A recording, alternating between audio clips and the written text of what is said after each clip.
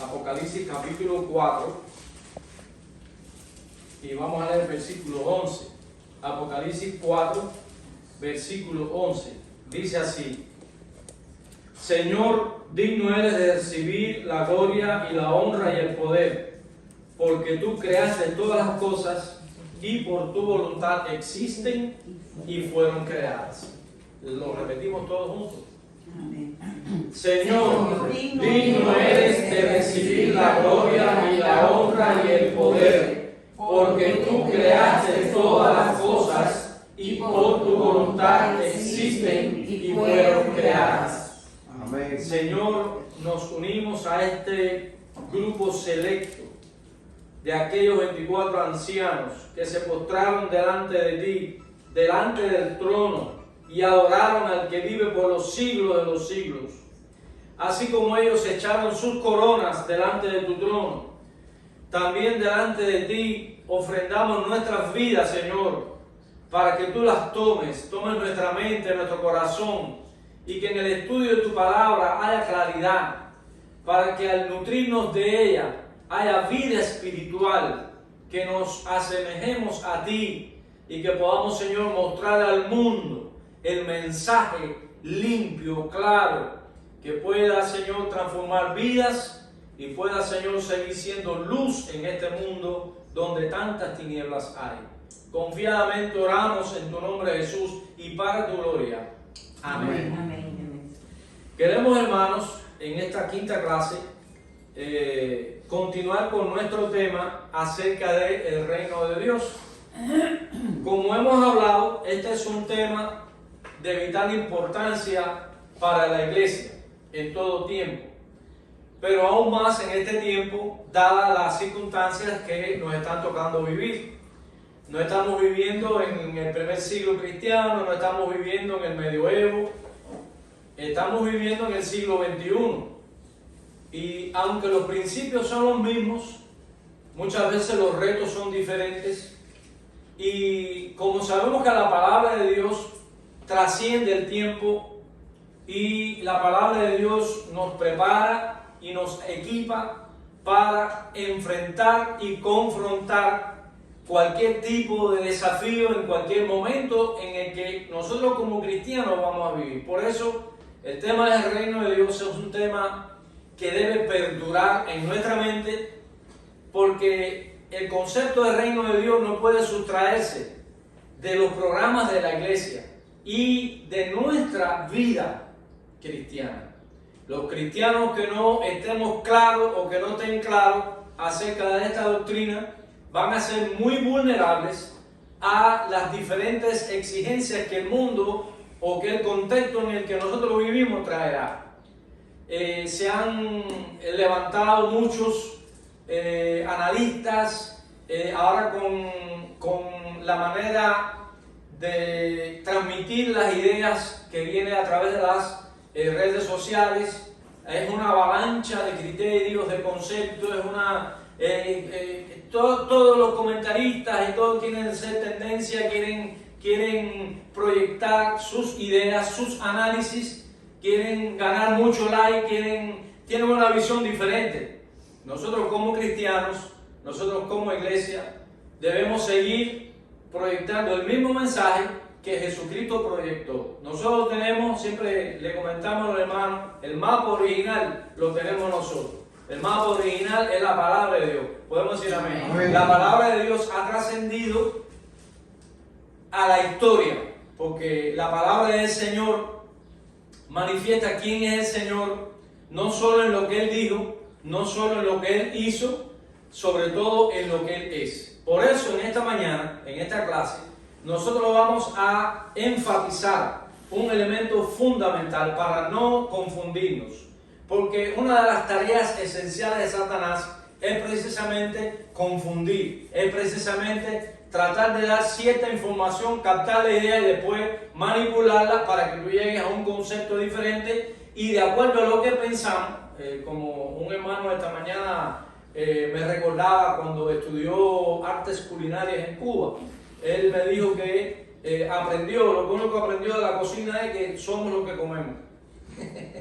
Entonces, en la vida cristiana, somos lo que asimilamos a la palabra. Si asimilamos bien la palabra, vamos a tener una vida cristiana de calidad, una vida cristiana que exhibe lo que ese alimento espiritual produce en nuestra alma. Es muy sencillo, muy simple de entender, ¿verdad? Así que las artes culinarias dan una definición correcta de lo que es la combinación del alimento con el cuerpo. En la parte espiritual también es exactamente lo mismo. Nos proyectaremos al mundo en dependencia no solo de lo que creemos, sino de cómo lo aplicamos cuando lo asimilamos en nuestra mente y en nuestro espíritu. Así que no hay nada en el mundo nuevo, como dice la Biblia.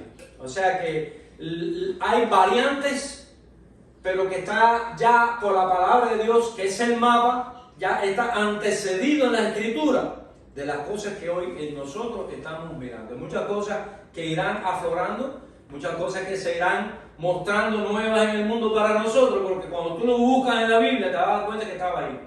Por eso es que nosotros debemos prestarle mucha atención a la palabra de Dios. Quiero invitarle a buscar también en sus Biblias, ya que leímos lo que hacían aquellos 24 ancianos. Yo quiero ser parte de ese grupo, que estemos allí. Tuya es la honra, Señor, tuya es la gloria, tuyo es el poder, tuyo está definiendo quién es esa persona. Nosotros los cristianos, si no tenemos eso como prioridad, no estamos diciéndole a nuestra alma, ni estamos mostrándole al mundo cuál es la esencia de lo que representa, lo que significa ser cristiano. Amén. Entonces, hermano, dice Primera de Juan, capítulo 1.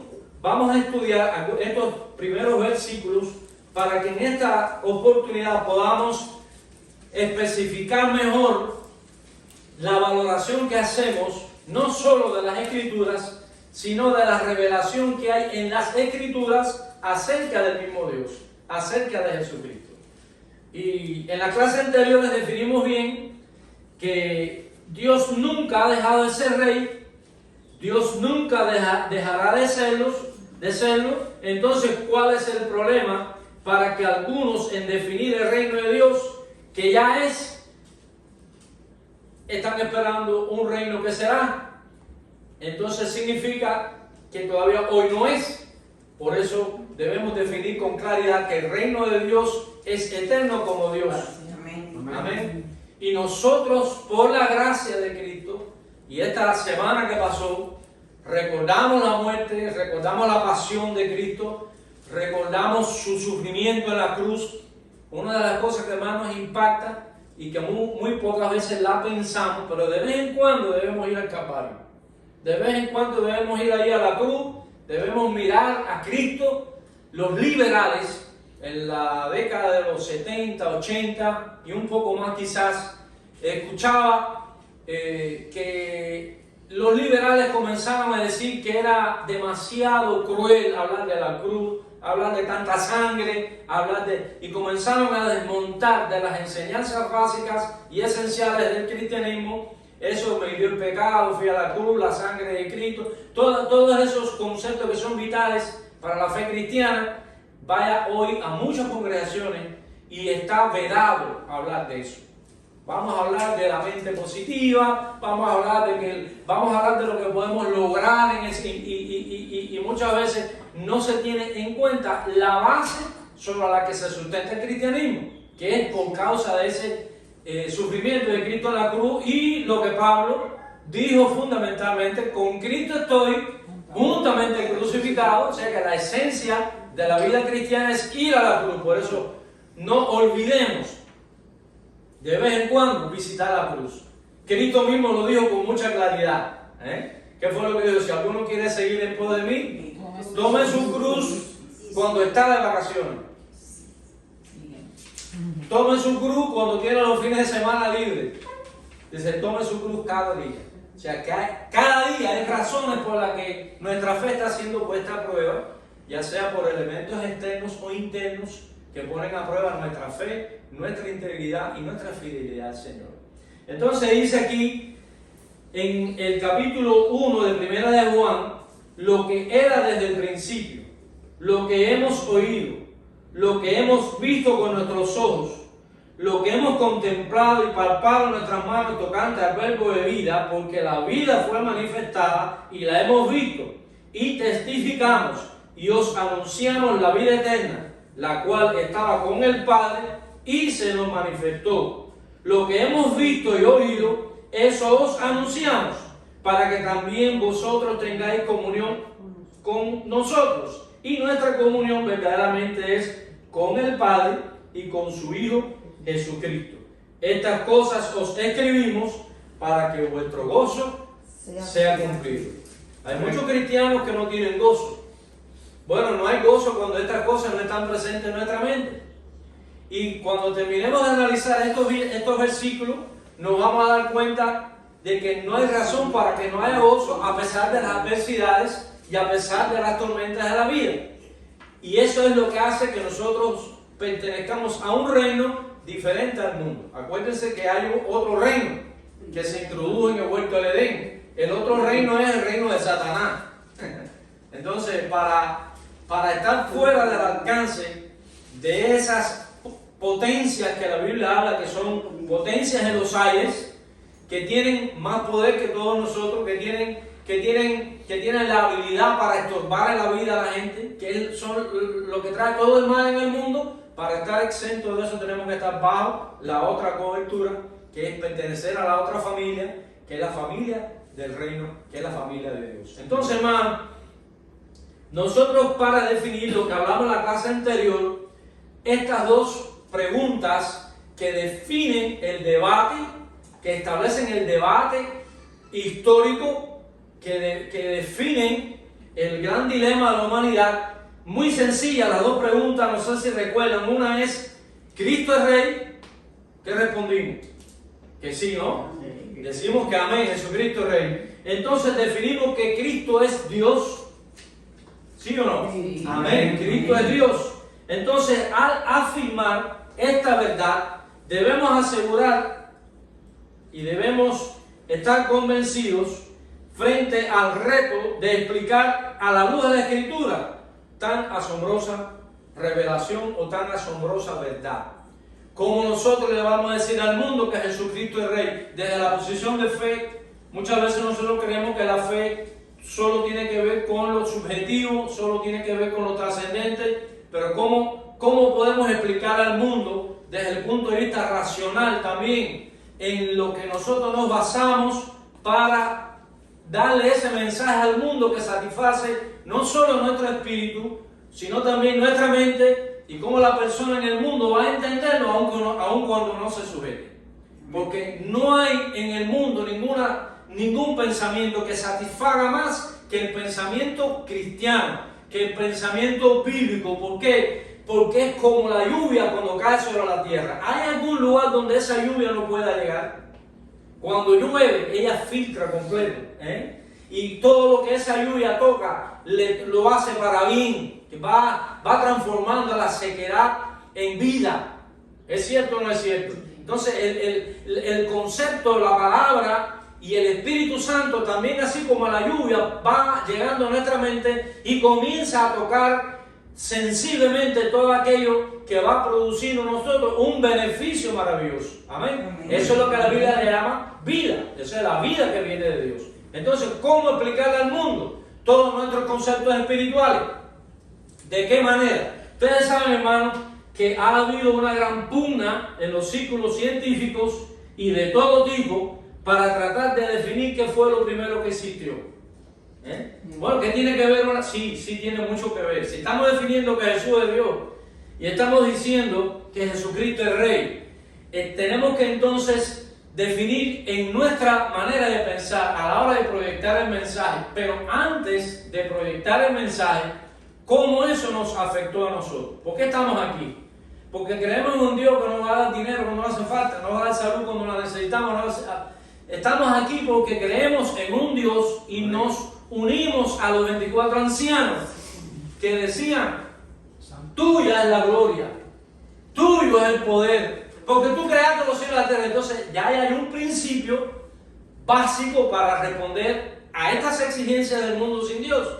Ese ser tan sencillo que murió en una cruz, que no ofreció resistencia, que no estableció ningún tipo de revolución como se conoció antes, durante y después de su estancia en la tierra.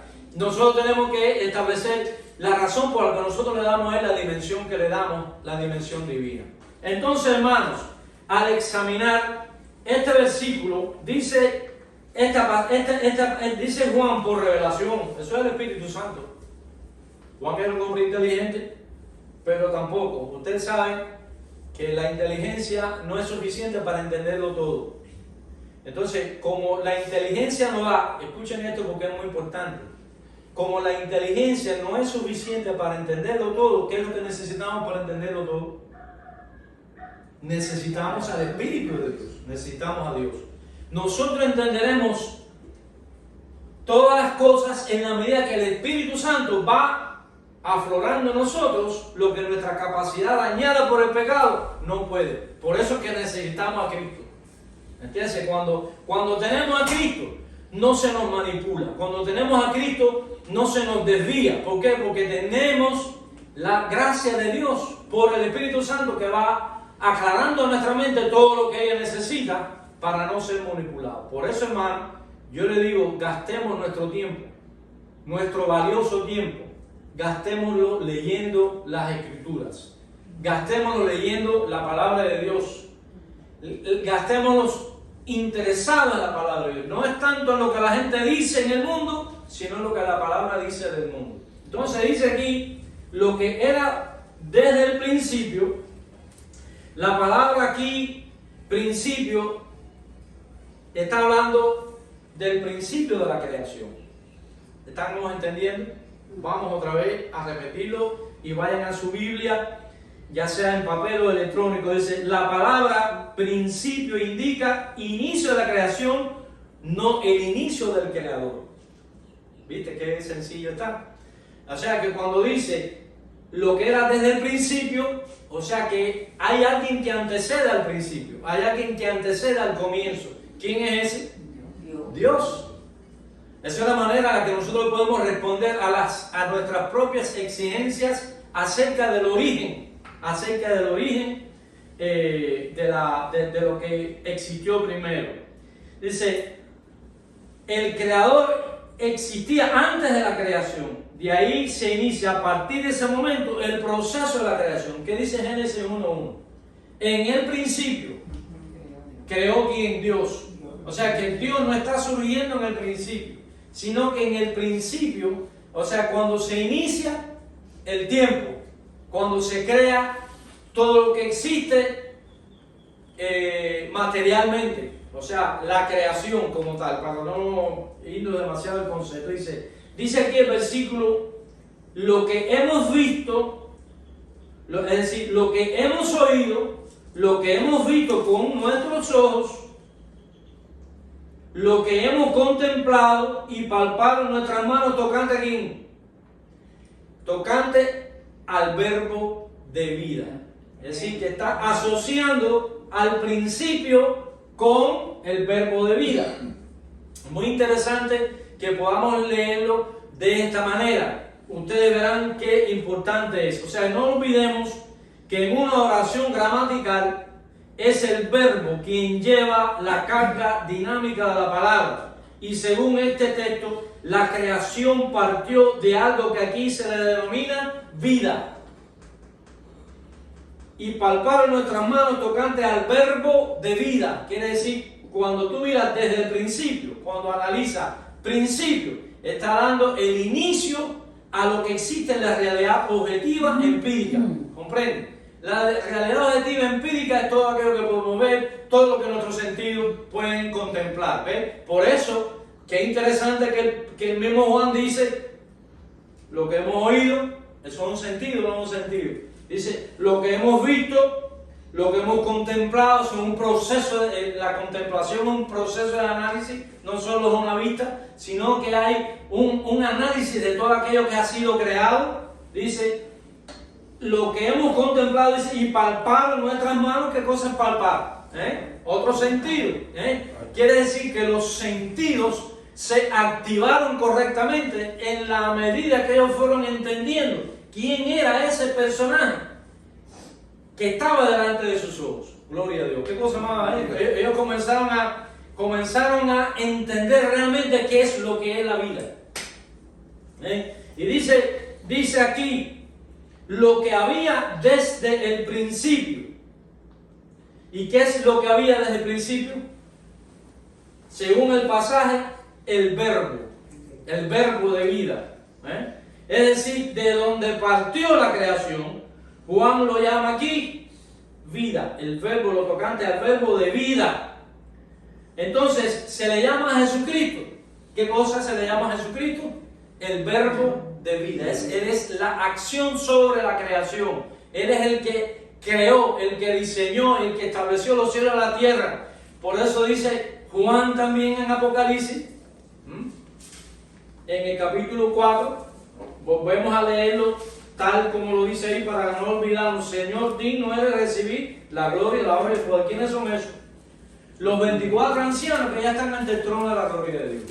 Ellos lo pudieron hacer con una revelación que llega de parte de aquellos que ya están mirando, contemplando con sus ojos. Es una revelación maravillosa de aquellas cosas que estaban ya sucediendo con aquellas personas que ya habían ido, ¿a dónde? A las moradas eternas de Dios. Quiere decir que la vida cristiana no es una tontería.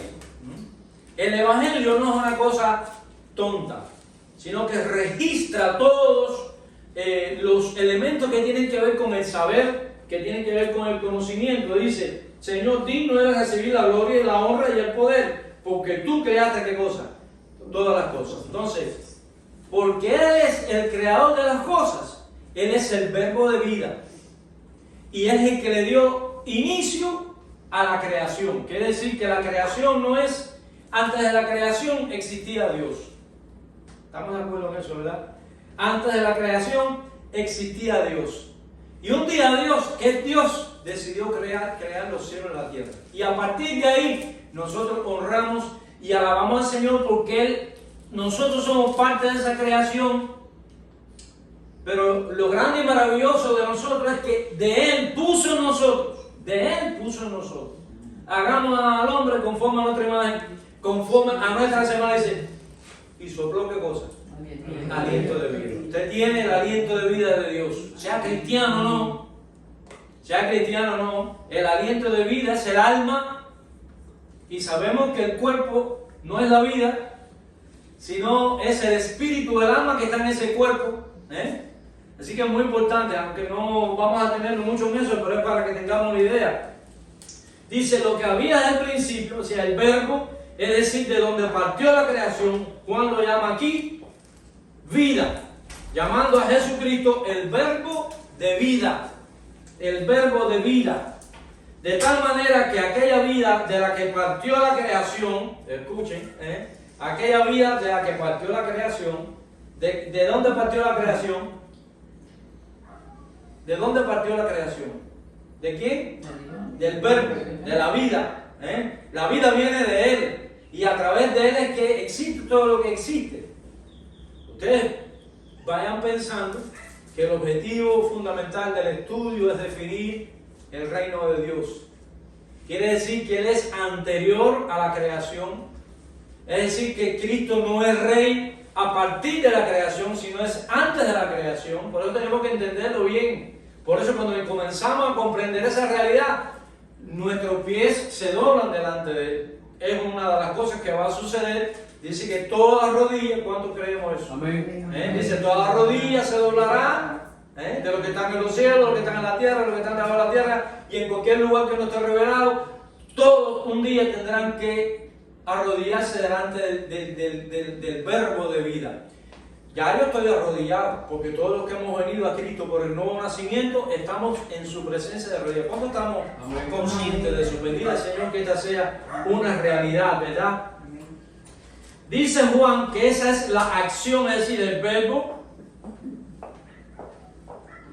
es la acción histórica de aquella vida de la cual partió la creación. Por eso es que ahora Juan dice que está realizando una acción histórica en la persona de Jesús. La acción histórica en la persona de Jesucristo viene por su derecho sobre la creación que Él hizo.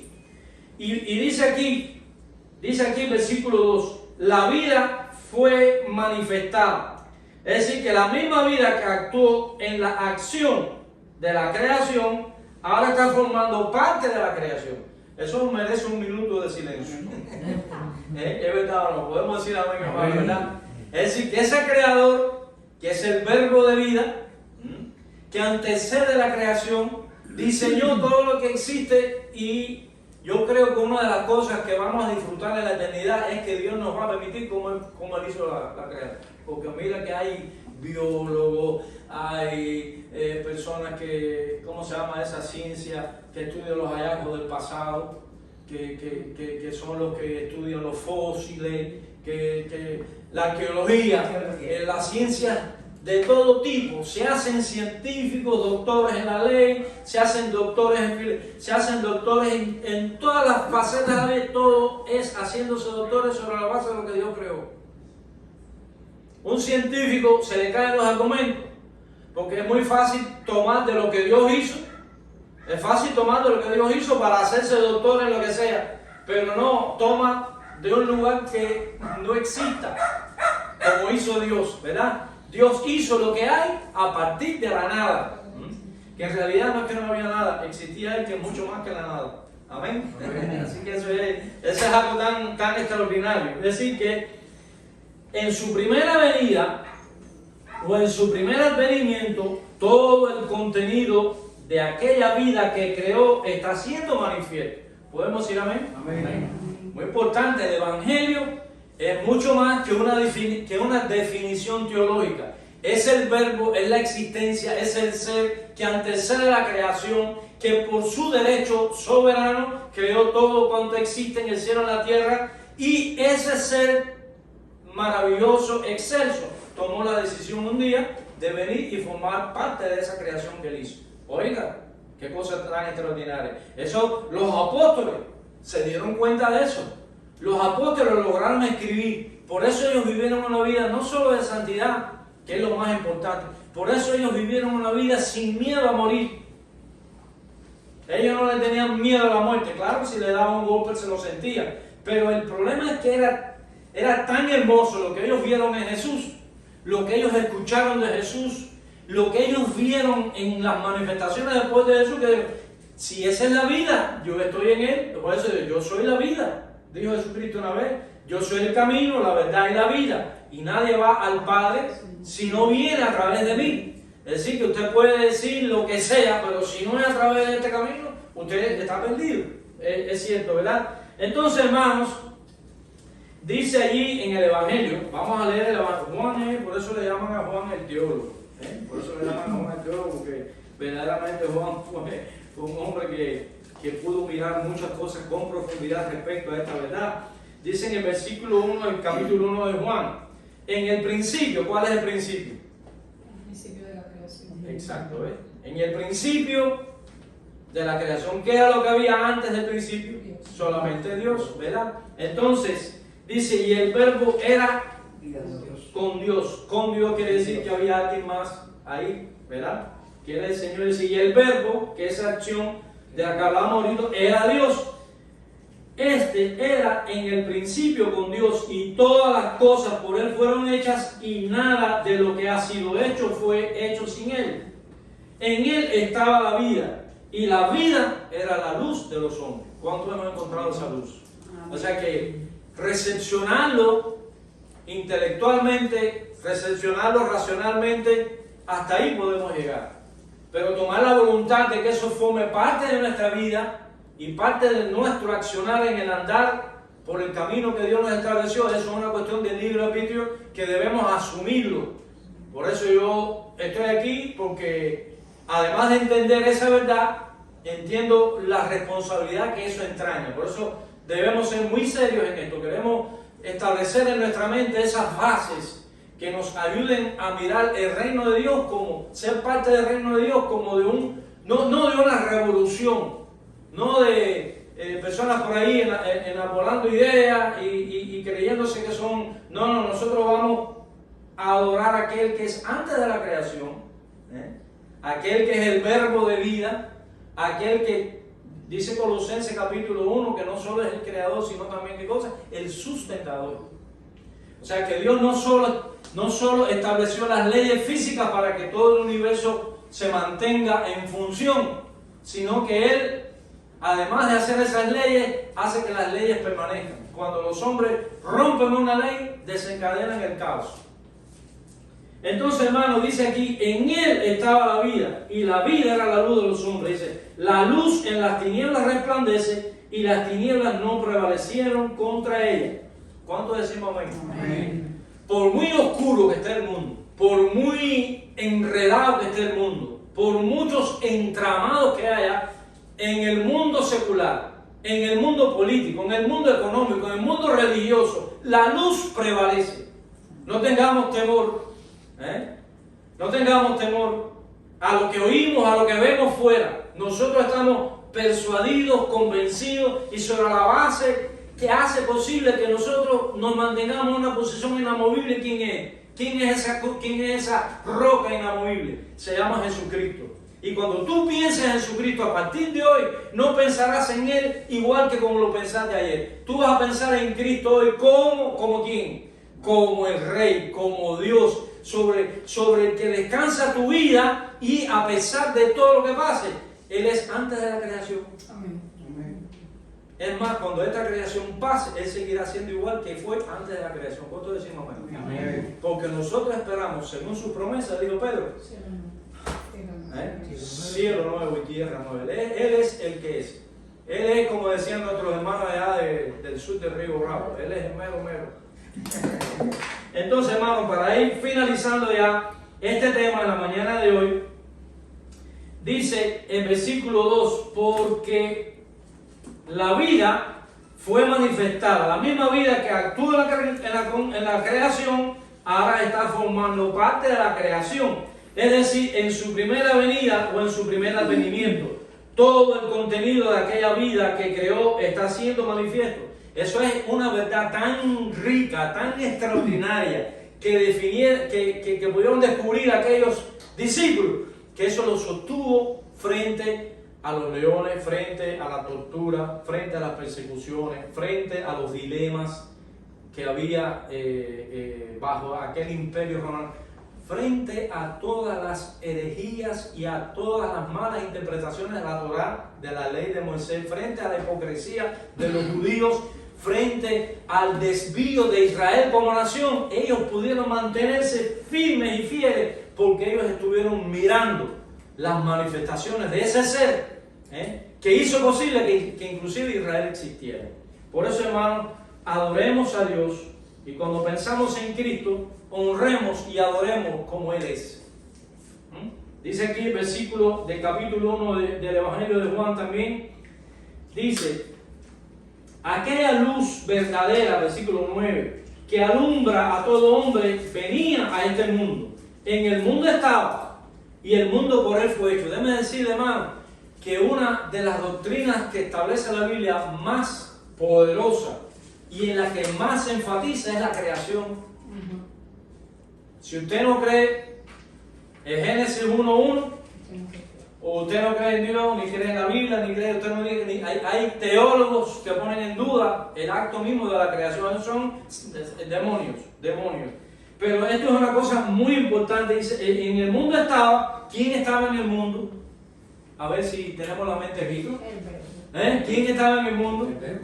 El verbo. ¿Quién es el verbo? Jesucristo, que es además del verbo, ¿qué es más Cristo? Dios, ¿qué más?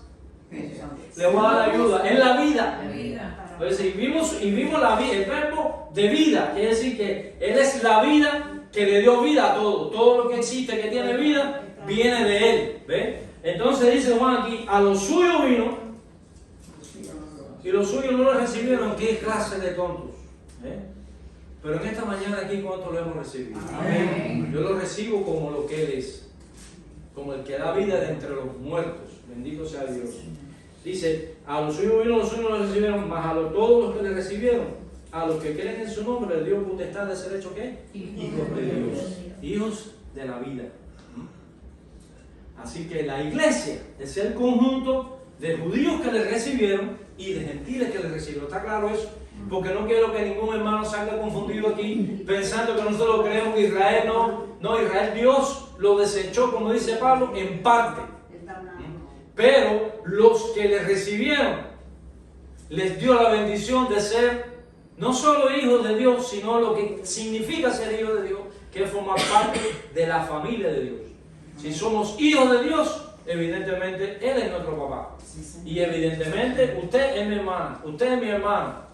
¿Es o no? Amén. Entonces somos parte de la familia de Dios. ¿A eso cómo le llama el Nuevo Testamento? ¿Le llama eso?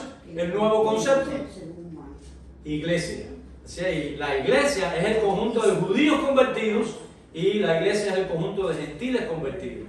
Ahora que Israel, Dios tiene un propósito de redención, y eso más adelante lo podemos estudiar, porque las promesas de Dios no mienten. Y ese Dios que es la vida y ese Dios que es el soberano y que está sentado en su trono no va a dejar de cumplir nada de lo que prometió. Podemos decir amén. Amén. Lo que Él prometió lo cumple. Amén. Y dice aquí, los cuales no son engendrados de sangre, ni de voluntad de carne, ni de voluntad de varón, sino de Dios. Dice, y aquel verbo, qué lindo, ¿verdad? Hace tiempo que no leíamos así la Escritura. Tenemos que pedirle, Señor, ayúdanos a leer la Biblia para no dejarnos atormentar por la cantidad de avalanchas de información que hay del mundo, que tienen a los cristianos locos. Mire la palabra de Dios, miremos la palabra, las Escrituras, para que tú veas que en ella vamos a permanecer inamovibles en la fe. Dice, y el verbo que fue hecho carne habitó entre nosotros, dice, y vimos su gloria. Podemos decir amén. Amén. Gloria como el unigénito del Padre, lleno de gracia y de verdad. Juan dio testimonio de él y clamó diciendo, este es de quien yo decía. Aleluya, ¿verdad? Este es de quien yo decía, el que viene después de mí, que es antes de mí. Está claro. Juan, estos dos Juanes eran tremendos hermanos, Juan el Bautista y Juan el apóstol. Así que, hermanos, damos gracias al Señor por esta palabra y que el Señor